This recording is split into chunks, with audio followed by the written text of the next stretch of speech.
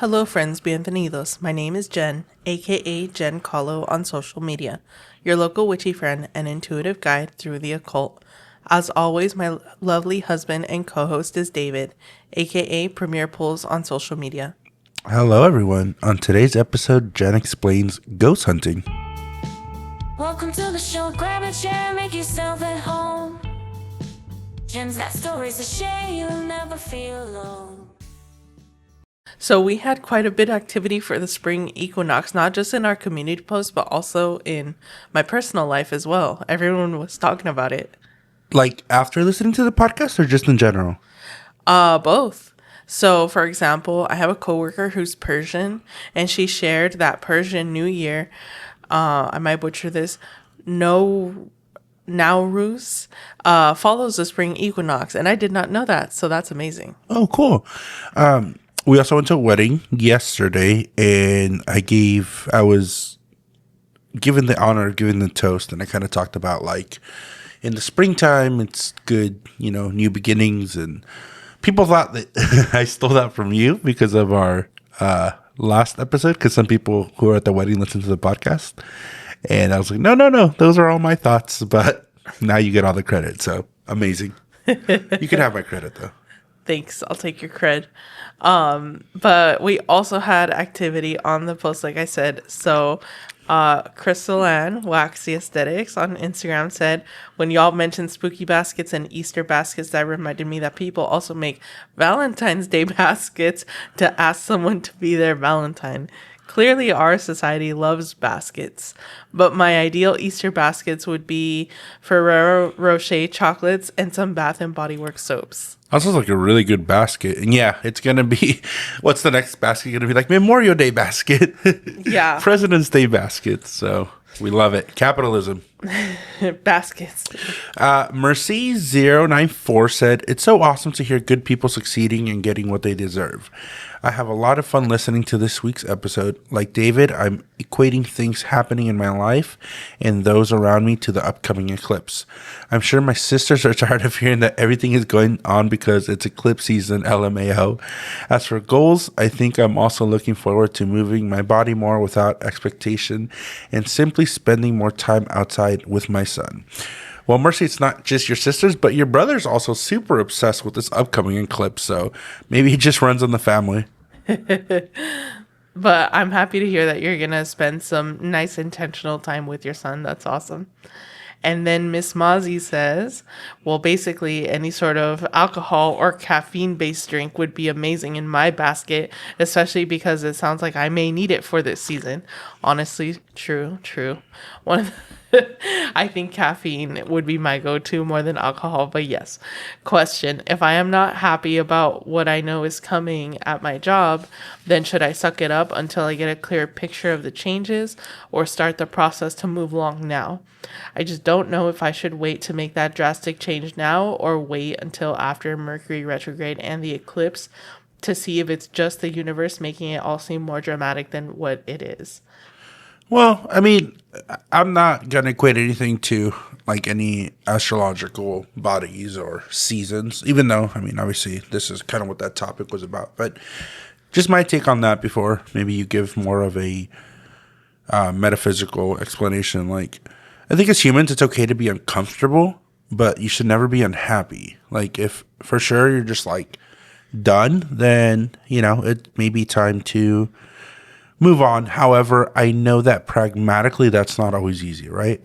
I think a lot of people give the advice like, well, if you don't like it, just leave it. But it's like, no, we're in a difficult job market. We're in a difficult, economy right now. So it's not always as easy. But if you have the opportunity and you're just not happy and content, and it's more than just a temporary phase of being uncomfortable, then maybe it's time to go.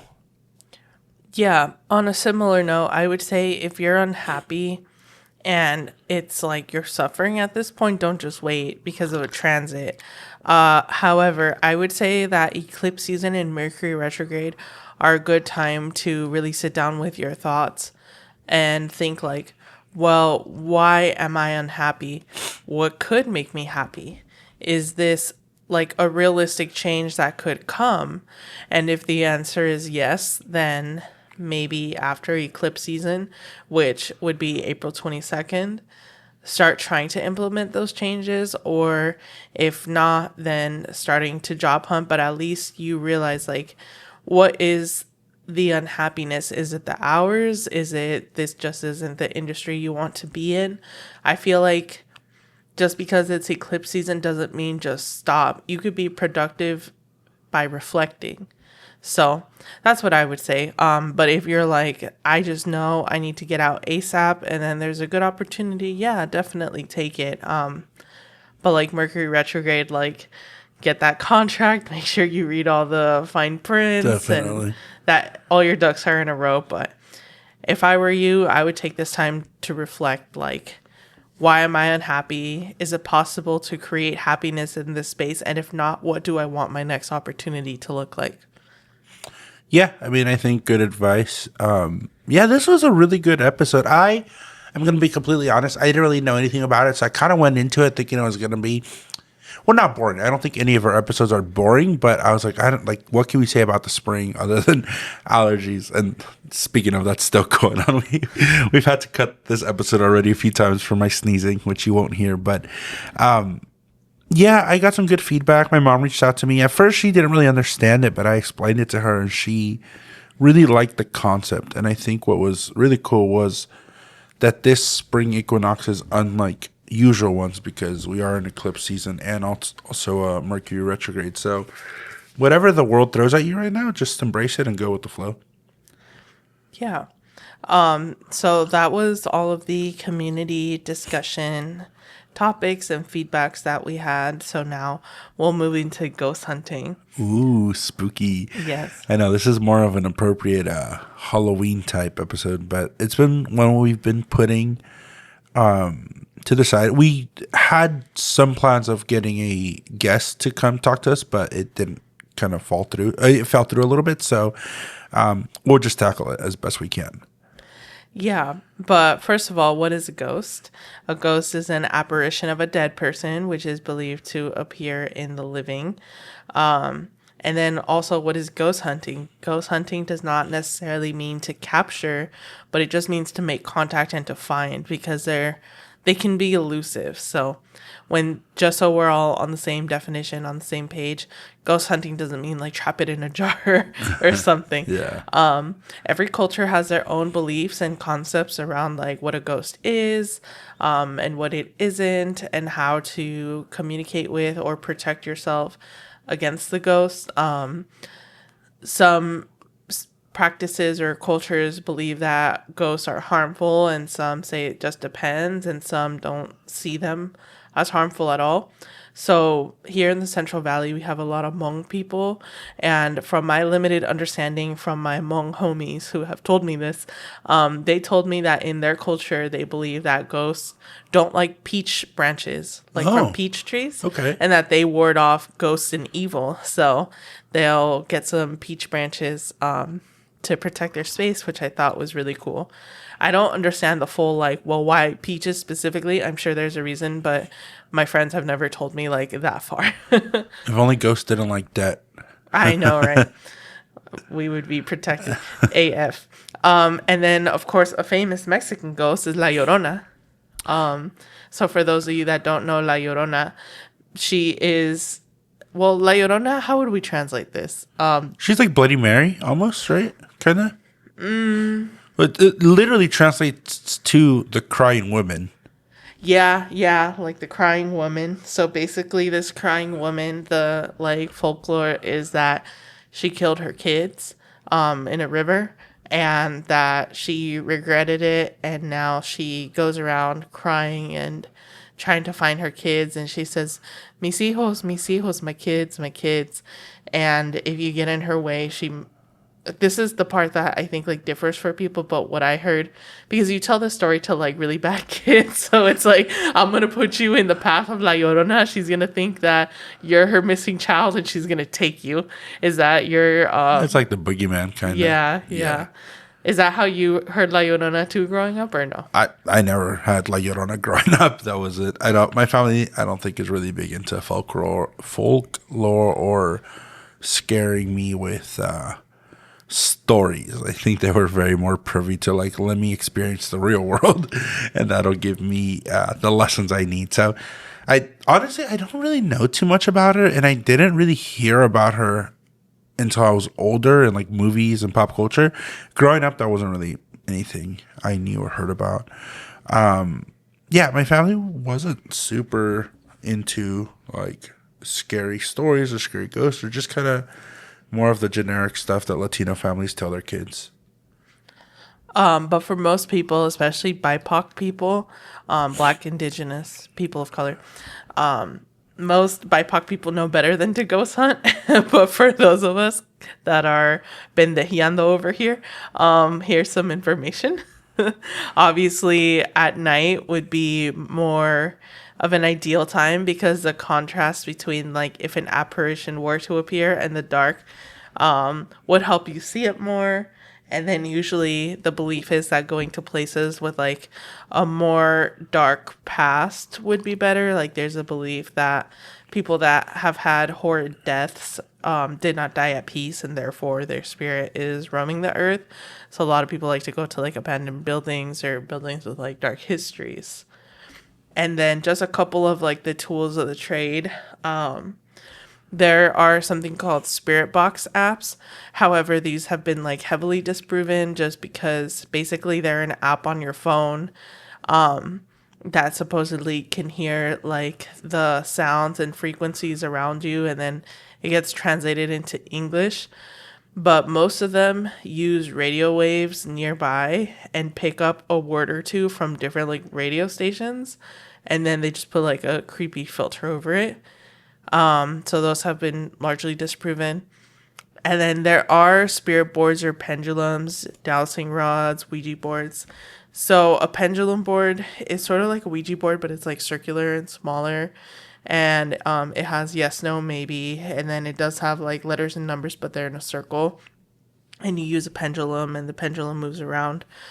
Dowsing rods are the two rods that you hold into your hands, and then they cross and then they uncross. The belief is that like energy can make these things move in a certain direction, and that's how you can communicate with like the spirits and the ghosts that you're trying to make contact with.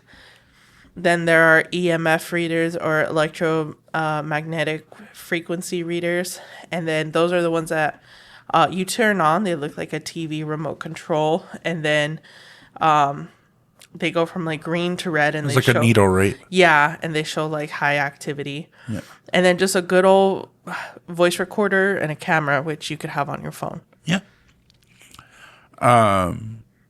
Speaking of tools, I went to the movies recently, and right now Ghostbusters something Ice Age or some shit like that is out.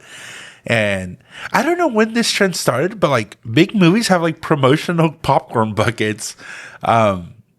And they have, I'm not the biggest fan of Ghostbusters, but my really close friend is. So I bought him the Ghostbusters popcorn, like promotional release thing. And it's really cool. It's like I think the thing they used to capture the ghost, and it's like really well built. So it's, it's packaged. I haven't opened it completely, but I got to see the one in the theater, and it's really cool. So if you get a chance, go ahead and check it out. And it was $25, so not too bad. And they're reselling like crazy. I saw them online like for up to like $100. So if you need a little cash, maybe go buy some popcorn buckets. Good investments. Wow. Look at us. We're a financial podcast, man. You want to get rich quick, buy a bunch of popcorn buckets. Invest in the buckets. Yeah. No, the baskets like earlier. Oh, yeah. The baskets are more of the long con, I think. But yeah, those are some of the tools that most people use, especially like if you go on the Reddit, the subreddit Ghost Hunting. That's what most people use. Most people will say like that. I guess the highest quality evidence is from a simple camera and a simple voice recorder, because everything else there's more like room for debate, right? But I feel like now in the era of like AI and stuff, it's gonna be so much harder to prove if you saw a ghost, because you could just make so many amazing things with AI now. But if you want to just ghost hunt for yourself and tell yourself like, I made contact with this thing, then that's all the affirmation you need.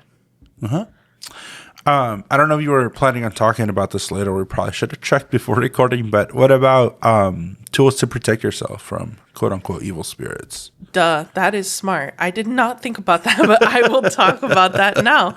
Because to me, so thank you for checking me on this, just because some of the stuff I do is just second nature, but it's like, no, dude, this is like good information for people to know.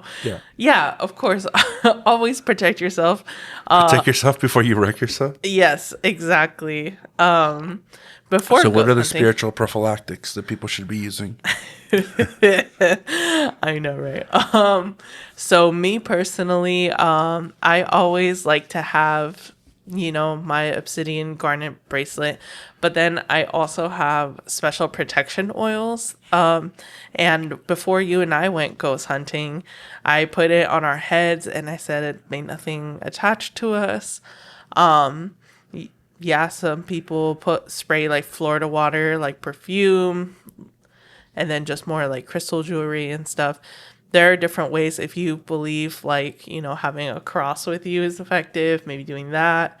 But then when we get home, just because like ghost hunting usually happens in like really dusty places, showering, but having like an intentional shower of like, if anything attached itself to me, like may it be released now.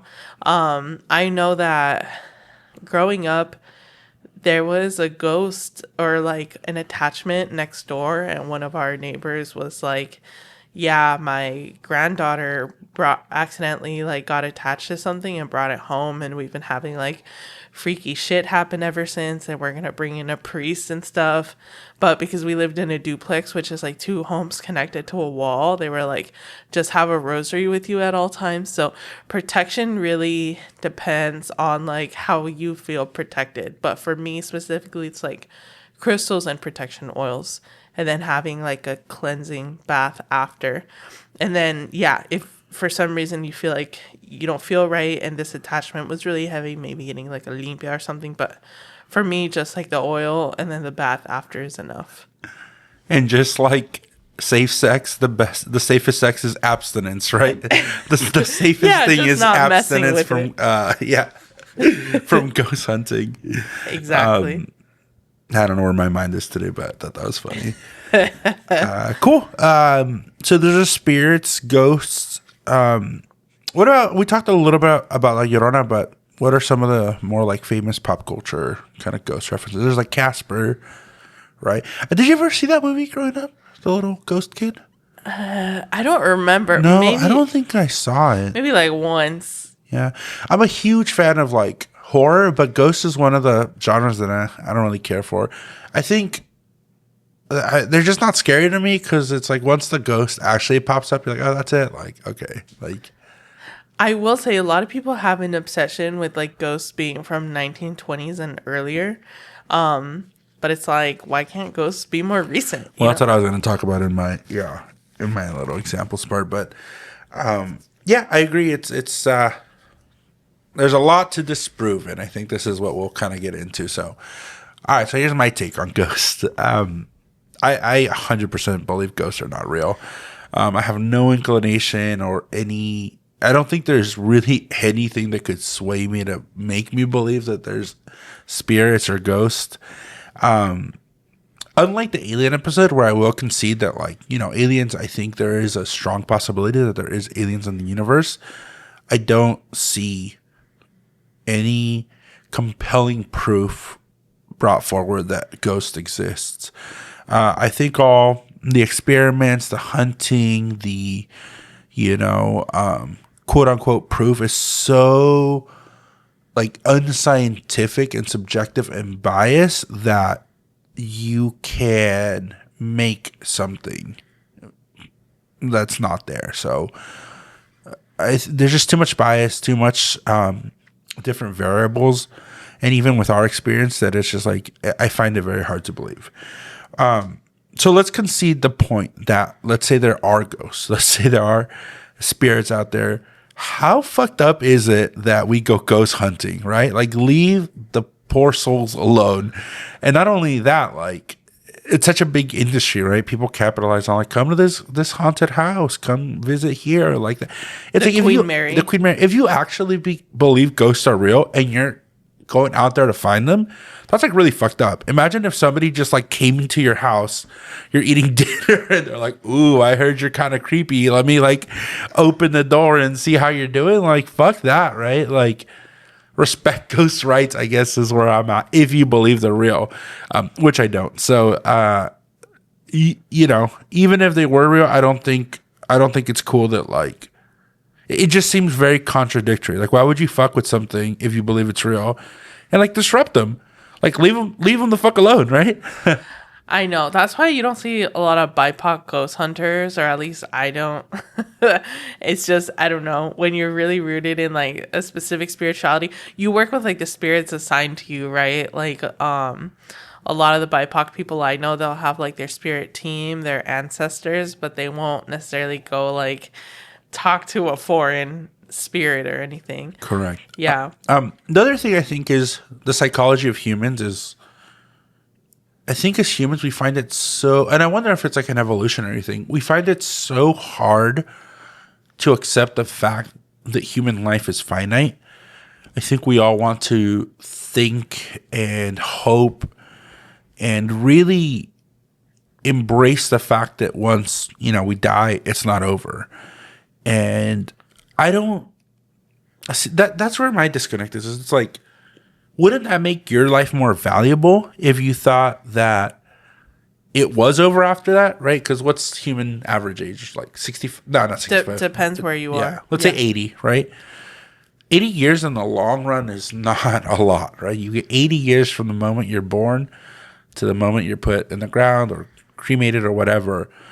Like, that's 8 decades. That's not, we're already in, we're about to hit half of that. So, like, enjoy life, enjoy your living experiences, enjoy the experiences you can actually remember or talk about or rejoice about.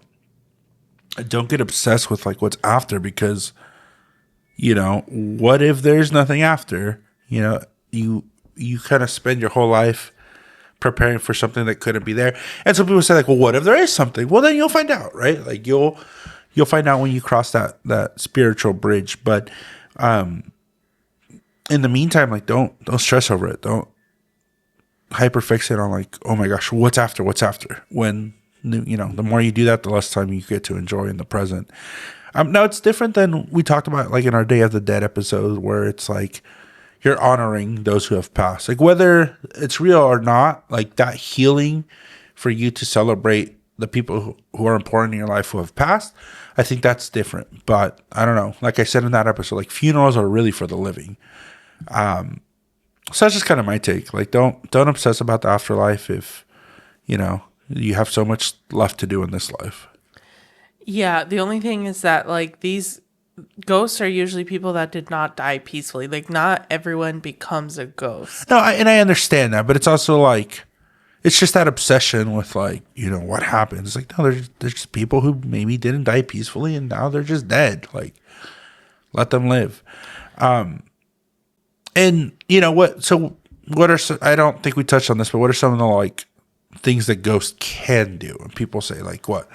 Like, throw your stuff off a shelf, haunt you, you know, stay in your dreams. Like, if you had that supernatural power and like the best thing you could do is throw a book off a bookshelf, like, I'm not impressed. Yeah, I'm not necessarily scared of ghosts either. They're intriguing. I think ghost hunting is more just like for fun because it's like creepy. It's like going on a roller coaster. Yeah. Type of excitement. I'm not here to prove my ghost apparition experience. Like, I don't care to convert anyone, and that's me generally with like most of my stuff. If someone's like, astrology is not real, I'm like, okay, that's good for you, but like, it works for me. So I don't think that ghosts are like I said, everyone is like, you know, 1920s and before, just because that's like very interesting history. But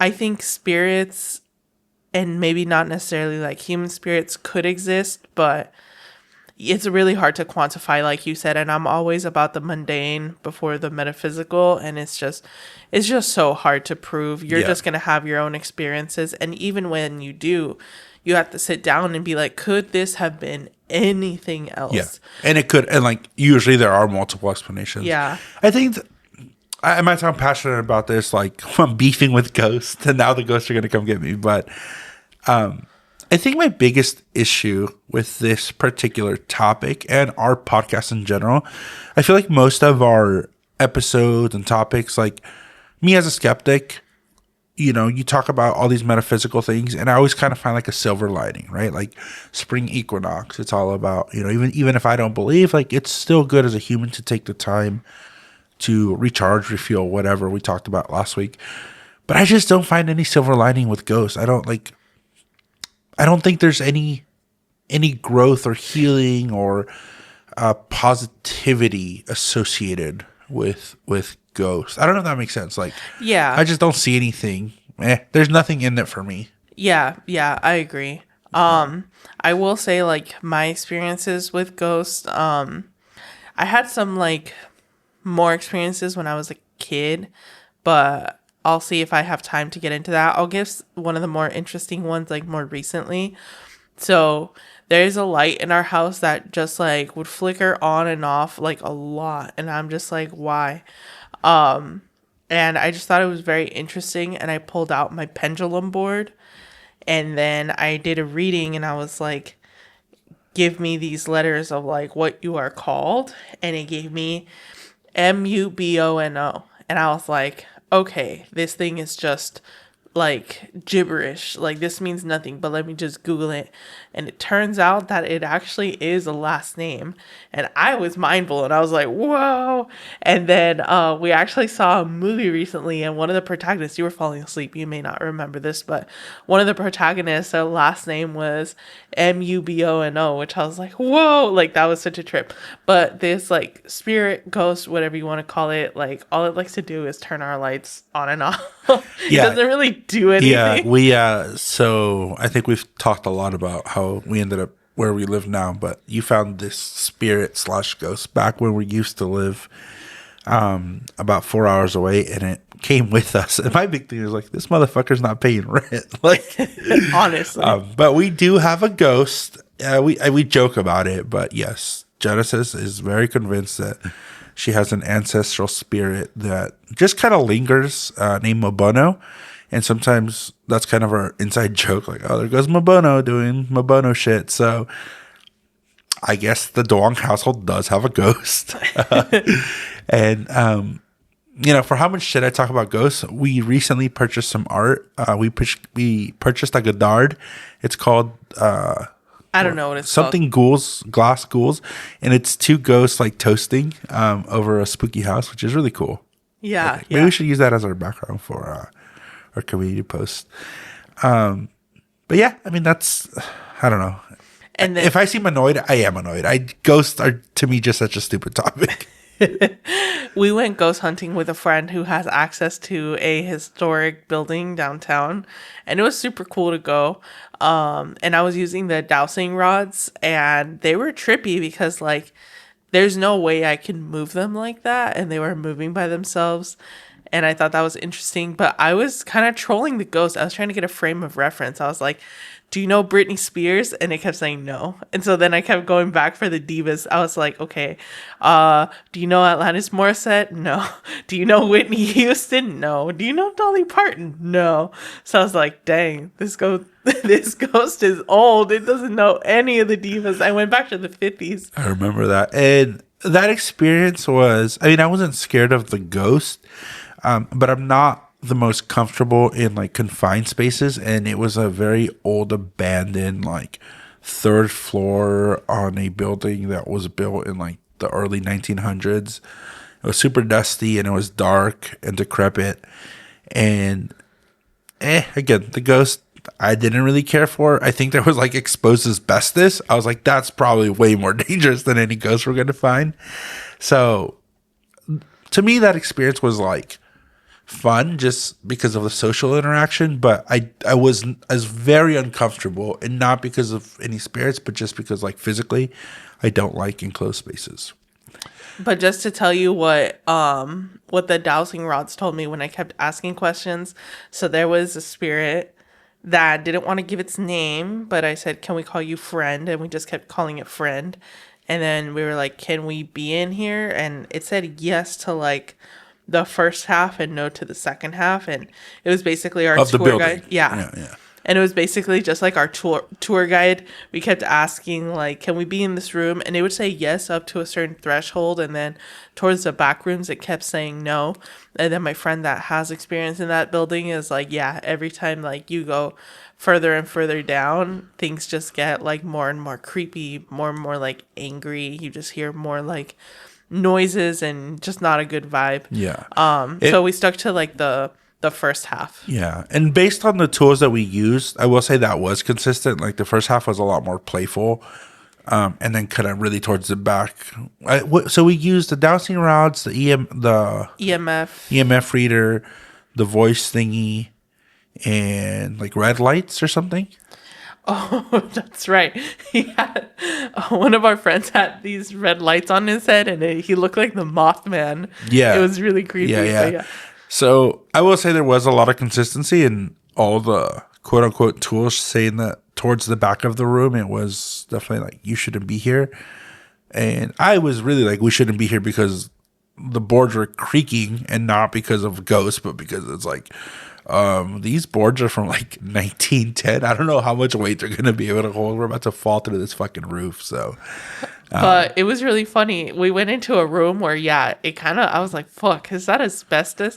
And then I was like, "Friend, can we be in here?" And it said no. And I was like, "Is there something like that's gonna, like a angry thing in here?" And it said no. And I said, "Is it because of whatever this shit is coming off of the roof?" And then it said yes. And I was like, oh my God. Yeah. So take it for what you will, but a fun experience nonetheless. And I do want to be respectful, right, of people's beliefs. I don't want to be dismissive of what people truly believe, but I just need to speak my truth of like, that's just not my thing. Another crazy thing that happened one time, I was in college, and I was living downtown in an old kind of Victorian home. This was in Santa Barbara, and it was Halloween, and they were doing a ghost tour. So I drove down, whatever. Tell me why the ghost tour stopped right in front of my house. And the tour guide was like, "This house is from blah, blah, blah. It's been haunted since." And I was like, "I live here." And people were like, "What?" I was like, "Yeah, my car's parked right there." And I always thought that was super funny. I was like, "There's no fucking ghosts here. I live here with a bunch of roommates." So I thought that was funny as well. You can't hear the ghosts over all the college bro shenanigans. They're more scared of you. That's probably true. Yeah, that's probably true.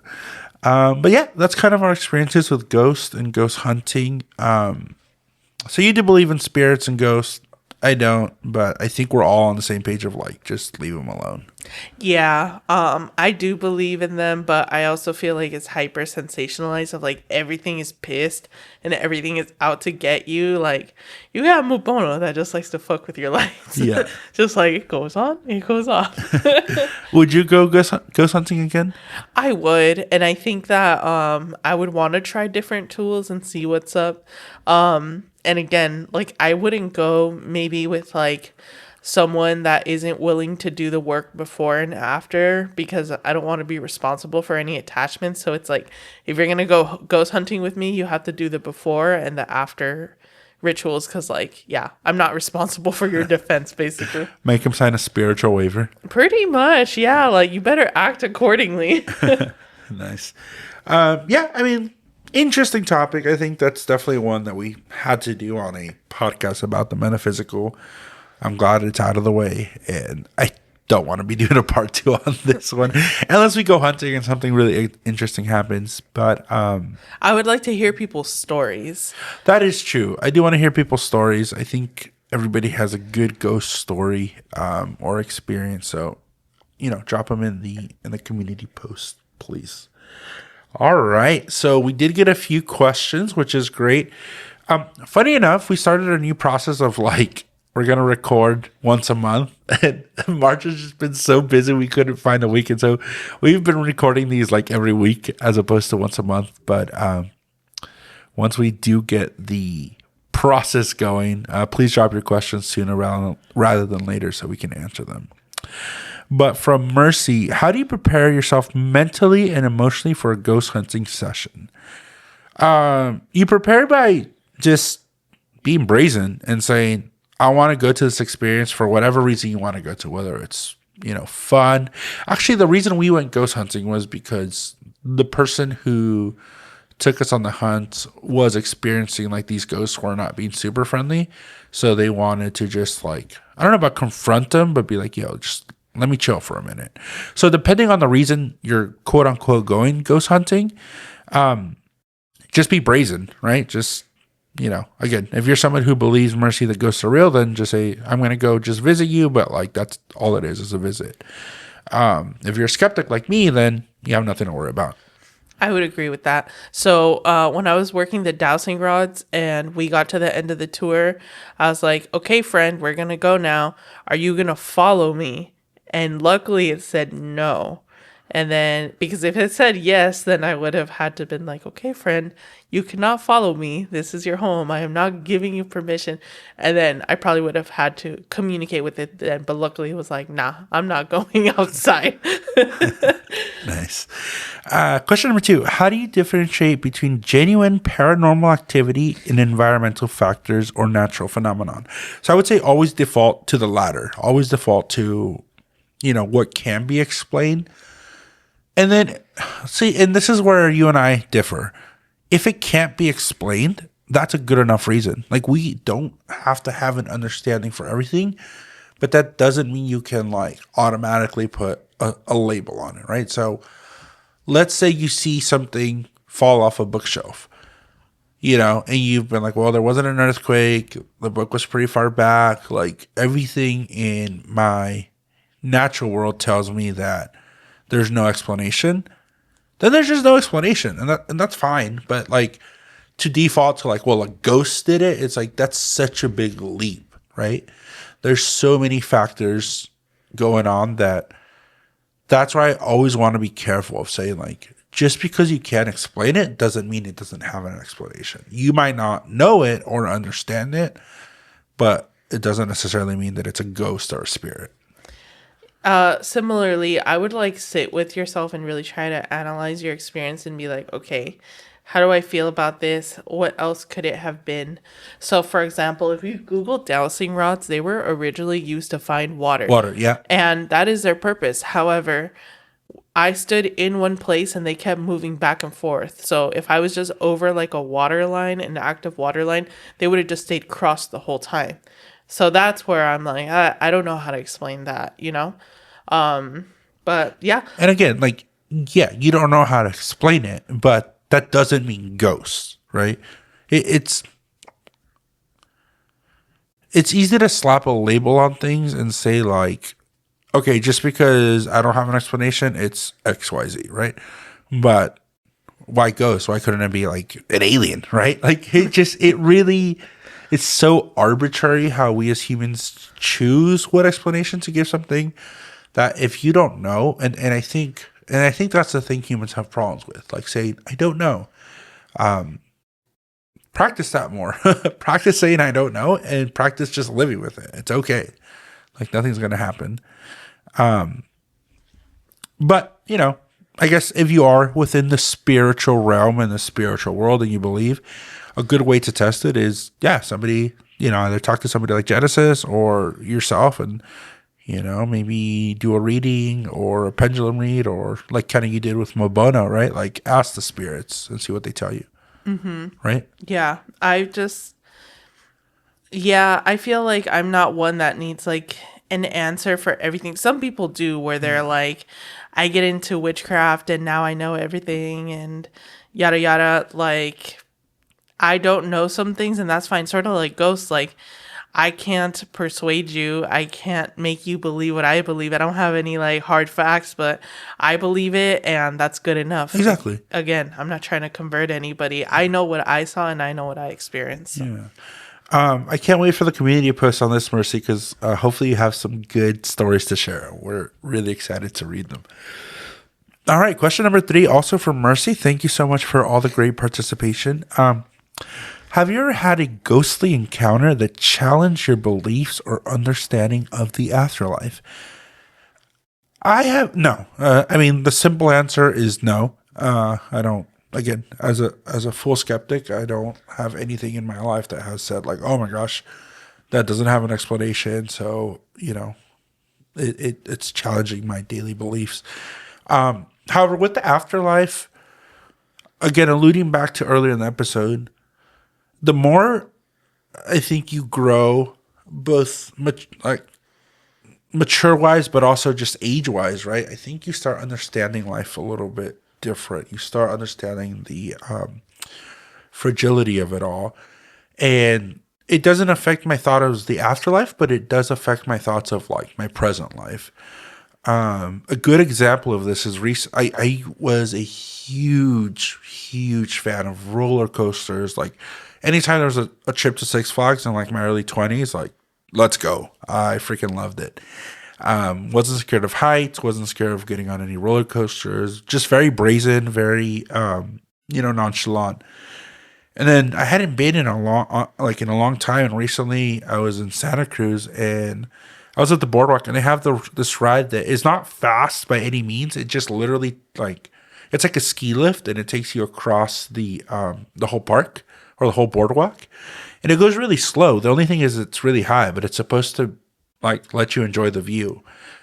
I got kind of scared and anxious, and I've never been anxious on a ride or like a thrill ride, which was really new to me.